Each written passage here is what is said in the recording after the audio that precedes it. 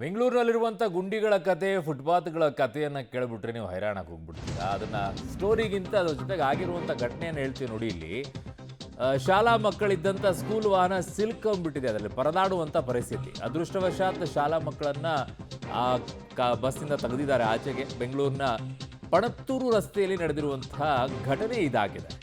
Footpath slab open ಆಗಿದೆ, school van ಸಿಕ್ಕಾಕೊಂಡಿದೆ. ಶಾಲಾ ಮಕ್ಕಳಿಗೆ ಯಾವ ರೀತಿಯಾದಂತಹ ಸಂಕಟ ಆಗಿರಬೇಕು ಅಂತ ನೋಡ್ಕೊಳ್ಳಿ. ದೊಡ್ಡವರೆಲ್ಲ ನಾವು ಹೇಳ್ತಾ ಇರ್ತೀವಿ ಗುಂಡಿಗಳಿದಾವ್ರಿ, ಬೆನ್ನು ಅದು ಇದು ಸಮಸ್ಯೆ ಅಂತೇಳಿ. ಮಕ್ಕಳಿರುವಂಥ ಪರಿಸ್ಥಿತಿ, ಅವನು ಓಡಿಸೋನು ಅವನು ನೋಡಿಲ್ವ, ಆ ಫುಟ್ಪಾತ್ ಮೇಲೆ ಯಾಕೆ ಹತ್ತಸೋಕೋದ ಅವನು? ತಲೆ ಬೇಡವ ಅವನಿಗೆ, ಡ್ರೈವರಿಗೆ ಓಡಿಸ್ಬೇಕಾದ್ರೆ ಅವನಿಗೆ. ಬಸ್ಸಲ್ಲಿ ಮಕ್ಕಳಿದ್ದಾರೆ, ಹುಚ್ಚುಚ್ಚರ ಆಕಾರ ಓಡಿಸ್ಬಾರ್ದಂತೇಳಿ. ಇತ್ತೀಚೆಗಂತೂ ವಿಪರೀತ ಆಡ್ತಾ ಇದ್ದಾರೆ ಸ್ಕೂಲ್ ಬಸ್ಗಳೆಲ್ಲ. ಸಂದಿಯಲ್ಲೆಲ್ಲ ನೋಡ್ಕೊಂಡು ಹೋಗ್ತಾರೆ. ನೋಡಿ ಅಲ್ಲಿ ಹೆಂಗೆ ನುಗ್ಸಿದ್ದಾರೆ ಇವನು. ಪಾಪ ಮಕ್ಕಳಿದಾವೆ ಅದರಲ್ಲಿ.